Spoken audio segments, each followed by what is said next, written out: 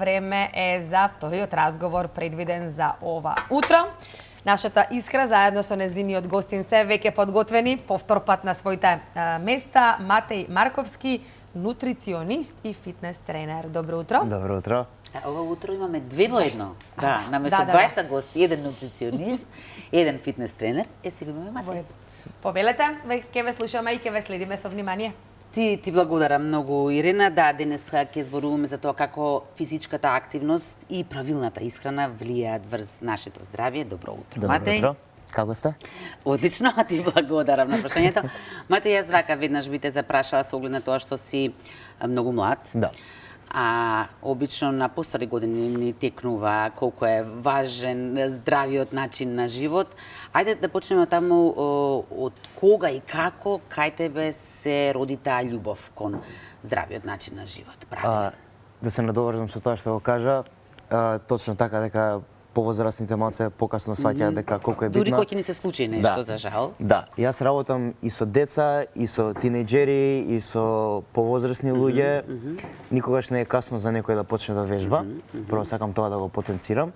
Мојата љубов прерасна откако на мои 14-15 години почнав самиот да се занимавам со спорт. И самото тоа чувство да колку убаво се осеќам и видов дека многу луѓе инспирирам околу мене. И самото тоа чувство мене ми проводи некоја инспирација за јас да можам на други луѓе да помагам. Пример ќе ме праша како да го постигнам ова, како да изгледам како тебе. Такви коментари, знаеш, тука се чувствуваш многу убаво и добиваш желба да сакаш да помогнеш дека од ова стварно може нешто убаво да прерасне. Така, уствари, мене ми почна целата љубов кон тоа. Кои ти беа првите физички активности? Рече спорт, со кој спорт почна? Почнав со боречки вештини. Почнав со бокс почнав и со стандард склекови згибови на шипки. На шипки стрит воркаут. Тоа. Значи боксот и стрит воркаутот ми беа првите и после тоа прерасна и во теретана. Но и тоа не ти беше доволно. Потоа реши да се едуцираш за нутриционист. Дали е тоа токму поради тоа што за да се постигне вистински успех, за еден вистинско здравје да постигнеме, не може едно без друго. Значи не може правилна исхрана без физичка активност. Не може. Да, значи сум имал доста ментори во текот на моето учење и нели се уште имам и се уште учам. Сите кои биле успешни ми рекле да земам дека едукацијата е најбитна од се. Затоа да има убав столб мора да се подкрепне со знаење. И праксата и знаењето идат едно со друго. Затоа нутриционизмот е многу битен и целиот дел околу исхраната и нормално и факултет да се има и сите тие работи се многу битни за да имаш едно убаво знаење, еден столб за да имаш добро знаење за да помогнеш на некого кој треба да му дадеш. Затоа што има различни типови на проблематики. И ти ако немаш доволно знаење и искуство, не можеш да му помогнеш. Која е, Матеј, односно дали постои формула за здрав живот? Затоа што освен овие две компоненти, ти ми спомена и уште една друга многу важна. Да. Формулата за успехот и за здравјето е да се има еден баланс. Значи, мора да се има баланс и помеѓу вежбањето и помеѓу исхраната, али и на викенд кога ќе дојде може да се опушти човекот, да се искочи да прошета, нели да си даде некој тип на задоволство, затоа што ние како луѓе, како суштество функционираме. Да си го сватиме како работна недела тоа, па викенд да се работна недела и викенд да одмараме, бидејќи сабота недела е за одмор. Да, но многу е битно, значи покрај тоа што да имаме и дисциплината и да го имаме да имаме таа работа и желба за работа и за подобрување, мора да имаме малце и каде што ќе си дадеме период на допамин, да се наградиме. Затоа што без задоволство нема да сакаме тоа да го правиме како активен начин, туку ќе биде еден краткотраен период и ќе ни се смачи, ќе се скажеме веќе поентата е да не ни се смачи, туку да го ставиме како рутинен начин на живот. Но третата компонента што ми ја спомена многу битна, тоа е сонот. Така. Нешто кое што изгледа не го почитуваме, цениме доволно, не му обрнуваме доволно внимание. Да, јас сум виновен за ова вечерта. Се вратив од пат и легнав касно, ама некогаш се случува и тоа. Но ама не треба да е пракса. Не треба да е секојдневие затоа што самиот сон, ако немаме константен сон, во првите 24 часа до 48 часа од неспиење, ние добиваме умор како да не сме спиеле 2 или 3 дена. И за да го вратиме ние тоа во нормала, мора да имаме 3 константни убави спиења, длабоки сонови од 8 сати, не само 8 сати, туку и да е длабок сон, за да се вратиме на тоа.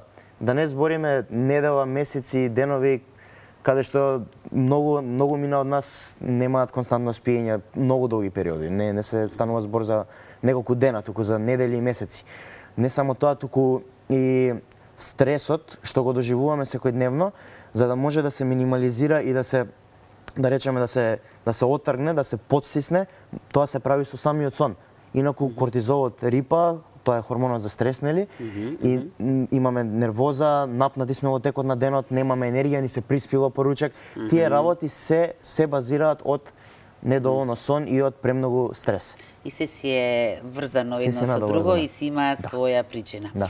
Ајде сега да одговориме на главното прашање. Како влијае физичката активност и правилната исхрана врз нашето здравје? Прво ќе набрам неколку здравствени бенефити.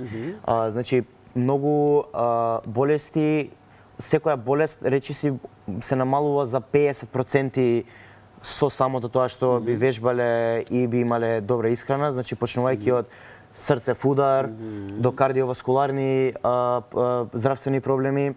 Тип 2 диабетис може исто така да се реши со исхрана, затоа што инсулинот се регулира.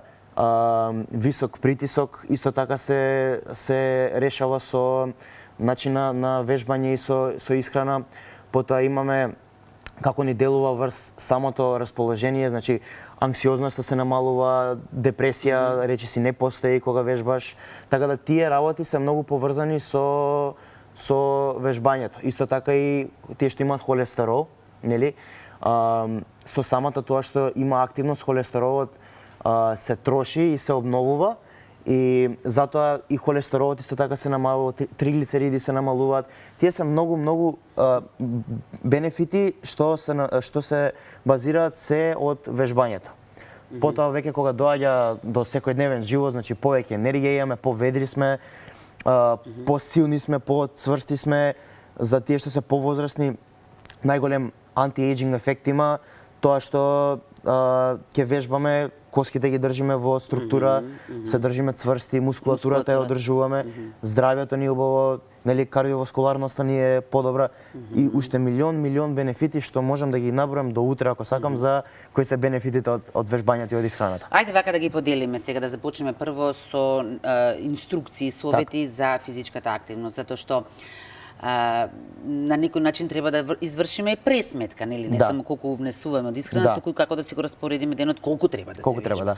Но предпоставувам за различни генерации сосема се различни правилата. Ајде да започнеме од најмалите и најмладите, од оние кои што за жал детството го поминуваат најмногу седејќи пред компјутер. Така, ајде да речеме според тебе од која возраст треба да се започне физички активно да биде детето, да се занимава со некој спорт или активност? Да, значи тоа што го кажа си во право, многу седечки начин на живот живееме, од типот на премногу телефони, сегде одиме со кола, патуваме со лифт, нели, не пешачиме, храната ни е се на брзање, поврзано тоа со многу стрес и неспиење и сите тие фактори што ги наброевме, носи до еден таков седечки живот и нездрав начин на живот што за жал многу преовладува во оваа денешна генерација. За сите возрасти, значи почнувајќи од има спортисти што се почнуваат од 5 и 6 години да тренираат. Мислам дека 5-6 години веќе детево треба да почне да се занимава со тоа. Треба да се воведе некое правило каде што деца уште од мали години треба да се запишат на некој спорт и да ја остават на тој спорт, да станат добри во тој спорт. Затоа што сите бенефити околу коските, околу растењето, околу како ќе се движи, како ќе се понаша, се ќе дојде од спортот. За тие луѓе што се, да речеме, од тинеџери нагоре, не би препорачал теретана за барем до 13 или 14 години. 14, 15 би рекол 16 години веќе може полека да се почне со некоја си блага верзија од теретана, но пак да не е со преголеми килажи каде што работниот стол би бил притиснат, нели, да нема ставаме огромни килажи врз нас, така да полека може од тогаш.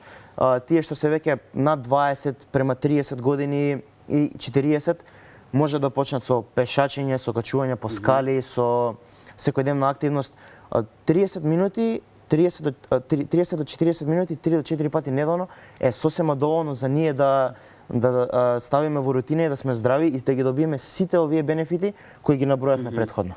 Да, но токму таа средна генерација може би им се оправдани изговорите, затоа што навистина не секој има доволно време на располагање секојдневно, но сепак, значи тоа е задолжителното време што мора да вежба. Сега за највозрастните. Прво да те прашам дали од многуте тегоби што ги имаат во поглед на движењето, ограниченото можности за движење на телото, дали причините лежат токму тоа што на младоста не биле повеќе физички активни? Да, за жал, тоа произлегува од тоа што на време не ги фатиле работите. Колку и да е трагично и жално, тоа е едноставно вистината, значи што порано ги фатиме работите, толку повечен живот ќе имаме околу нашето тело. Затоа треба да се грижиме за нашето тело. Но како што спомена ти, мате никогаш не е доцна. Никогаш не е доцна. Како сега да започнем да речеме? Никогаш не е доцна. Што да започнем? Пак ќе речем, значи и во тие возрасти има предобри бенефити од само пешачење, од самото тоа што ќе го внесуваат до ручекот, ќе пешачат, да речеме ако е некое блиско место може да се оди пешки. Тоа многу помага. Ја пример баба ми оди пешки на секаде. И затоа е здрава и витална и е толку среќна и весела. Така да за тие повозрастни личности доволно е пешачење, доволно е да се изложува на сонце, да се одржува, а постарите, мислам повозрастните се каде подобро живеат од нашава генерација затоа што како се хранат они здраво и како живеат со дисциплина и со станување наутро, за разлика од денешната генерација, они се супер, така да мислам дека не би имале никаков проблем за да го практикуваат тоа. Мате ти си со оглед на тоа што си фитнес тренер во повеќе теретани, нели? Кој е најстариот член што го имаш сретнато таму? Најстариот член? На која возраст од прилика? Најстариот член има неколку така што сум ги видел. Мислам дека околу 65-67 години имам видено еден постар човек. И многу витален? Многу витален. Многу витален, значи да ти кажам дека скока по кути, скока, трча, се движи, дига килажи, значи фасцинантно е. За жал често пати на кај повозрастните една од причините поради која што не одат во теретани е дека им е срам. Затоа што се возрастни, но дали тоа треба да е хендикеп возраст? Не треба да е хендикеп, затоа што сите сме почнале од негде. Јас знам, кога сум почнувал, сум прашувал за совети, за мислења и никој не ме погледнал на криво и да ми каже дека е лошо тоа што прашувам или што сум присутен. Тие што се поискусни секогаш ќе сакаат да ти помогнат, без разлика дали е тренер, дали е на рецепција, дали само е обичен вежбач и напреден, ненапреден, секогаш ќе сака некој само да ти помогне затоа што ние во фитнес кругот сме развиени на тој начин што сакаме да помогнеме и да дадеме каде што тука нема никој да те гледа на криво и да ти се наморти или да те смејава, да те гледа на криво. Тоа не постои во овој круг. Барем јас така го имам доживеано, си зборам лично за себе и луѓе што сум ги доживеал околу мене, така да ако некој сака да почне во теретана, слободно може да праша за совети и да не се срами. Според тебе, не знам дали постои некое правило или еве твоето искуство, што е подобро, дали наутро да се вежба или навечер? Или е важно да се вежба се едно кога? Ја мислам дека идеално би било наутро, затоа што веќе си го почнал денот, најтешкото си го завршил и после си среќен преку целиот ден, немаш стрес и си одиш со менталитет дека ти најтешкото си го завршил и после тоа се е лесно. Се е едноставно и брзо, да речеме. А поручек или навечер дефинитивно имаш повеќе енергија затоа што имаш повеќе оброци внесено и се зависи нели според врските кој кога може тогаш.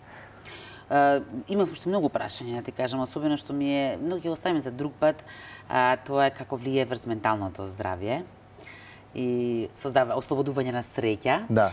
Но со оглед на тоа што сме ограничени временски, ќе преминам сега на оваа твоја друга професија, а тоа е со оглед на тоа што си нутриционист, ајде да видиме кои се твоите златни правила од кои што не отстапуваш и кои што сметаш дека секој ден човек треба да се придржува до нив. Има многу правила, да речеме, но ајде ќе наброиме 3 до 5 каде што тие се главните. Прво е да не се скока до ручекот. да не се скока доручекот, тоа е најбитно правило. Да не се скока доручекот, значи не е доручекот кафе и цигара, туку е доручекот да седнеш, убаво да си направиш некој убав доручек со салата, со јајца, протеини, хидрати, масти, сите макронутриенти да ги има. Значи доручекот да не се скока. Второ правило е да се внесува онолку вода колку што е потреба на еден организам, нели секој различно. Ајде да речеме за жени од 2 до 2,5 литри, во летно време 3 литри, за мажи од 3 до 4 литри, во летно време 4,5 може летно време. Од 3 до 4 летно време 4,5 литри и тоа е уште едно златно правило за внесот на вода и да се има константно оброци, да се има доручек, ручек и вечера. Да не се внесува многу хидрати пред спиење, за бидејќи може да се таложат во масти ако не сме доволно активни, да се има адекватен внес на протеини, на масти и хидрати во текот на целиот ден, да се јаде риба, зеленчук, овоше. Не е толку комплицирано. Вака навидум едноставно треба само да ги почитуваме овие некои правила и совети. Мате многу ти благодарам, летна за жал времето, но секако се договоривме почесто ќе ни бидеш гостин, така што ќе отвориме и други теми. Да, сакам да ви се заблагодарам на поканата. Ако некој му треба помош да ме контактира, Матеј Марковски, дали на Инстаграм или Фејсбук, таму можеме да дискутираме и уште еднаш ви благодарам. Спремен си твоето знаење да го пренесеш на другите. Ти благодарам. Матеј, ние сега одиме со реклами.